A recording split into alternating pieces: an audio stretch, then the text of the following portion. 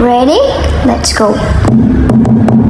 Happy. Ang daming ganap sa buhay ng Madi mo ngayong araw na to. Pero bago ang lahat, sinimulan namin ito Madi ng pag-attend ng Sunday service. Pagkatapos ay dumiretso naman kami sa birthday party ni Elijah.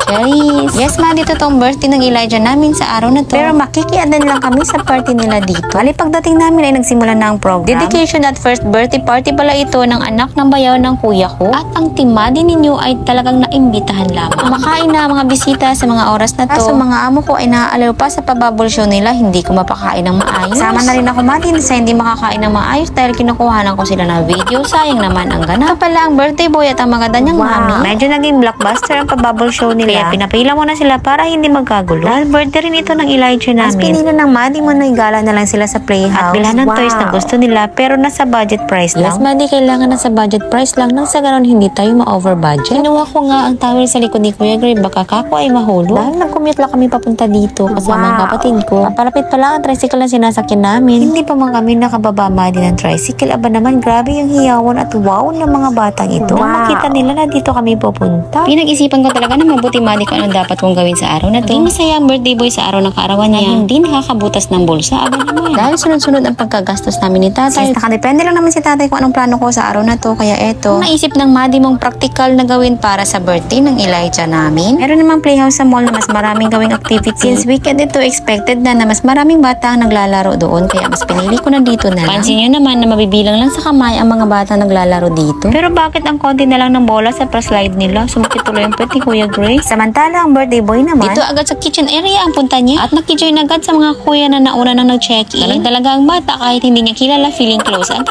Sa edad ni Elijah ngayon, ang hilig niya magbahay-bahayan. Alala ko Madi nung pinagbubuntis ko siya, ang hilig kong magluto. Habang sila ay naaliw dito, umexit muna ako at kasama ko si Bob Marley. Bala kong bilhan si Kuya Gray ng polo shirt at sandal. Hindi rin kami nakahanap dito dahil hindi ko bet ang tela Madi. Bob Marley pa lang sinama kong assistant Madi dahil alam kong mahirapan ako sa dalawang bata. Bit-bit pa akong mga gamit nila, aba naman. Pero hindi niya pala narinig ang bilin ko sa kanya na magdala siya ng extra damit. Tukso kasi siya ng pamangkin at kapatid ko. Suot niya dahil pang church nga. Kaya napabili ako nang wala sa oras, Madi. Ito ay nagkita na kami ng mga amo ko. Madi, hindi na magkanda o gaga sa pagturo ng mga gusto nilang laruan. Pero ito ang birthday boy ko, Madi, halagang 1,000 agad na napiling laruan. Aba naman, Kaya binalik niya na makita niya na hawak-hawak ko ang isang piano. So, Madi, kami naman ang naghilaan dahil color pink nga ang piano. Uy! Abay, kagaling nitong kapatid ko. Binaba ang sample ng display tapos iniwan. Aba naman, iniwan sa mga pamangkin. Dahil kailangan naming lumipat sa mas maraming pagpipilian. Aba naman, Madi. Inunahan na naming magwala itong birthday boy. Kaya lang hindi umubra. Pero napapayag din namin siya, Madi, kaya nakalipat kami dito sa mas maraming pagpipilian. Piano agad ang dinampot ko para kay Elijah. Dahil malayo pa man ang birthday niya, nagpapabili na siya ng piano. Para hindi na siya mahirapan, ito na agad ang kinuha ko para sa kanya. Ang cameraman at ang birthday boy ay nagharutan pa. Pagkatapos namin dito ay nagkita-kita naman kami ng hindi masyadong kumpleto ng family ko. Dito lang kami nang palipas ng oras sa plaza at ang Kuya Gray ko ay na-enjoy agad ang pagbabay. Sa mga oras na tumadi, medyo delikado dito dahil ang daming nagbabay. Gusto nga ni Kuya Gray magbike sa damuhan, sabi ko kako baka hindi pwede. Samantala si Elijah ay nag-i-enjoy na rin sa pagbabike niya. At dahil weekend ito, kaya ang daming tao sa lahat ng pasyalan dito. Kaya todo bantay kami sa mga batang nagbabike. Nakakatuwang pagmasdan dahil buhay na buhay ang kanilang fountain. Sa puntong ito, nakabihis na si Bob Marley.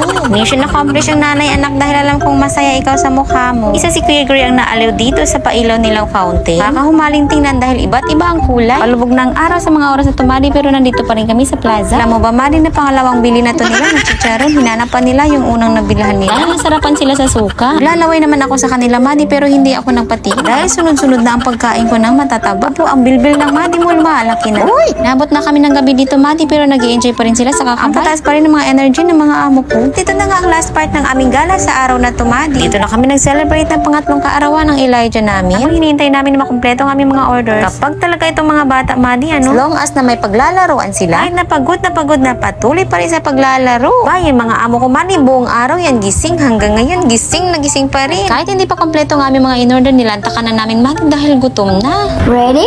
Let's go! Happy birthday to you. Happy birthday.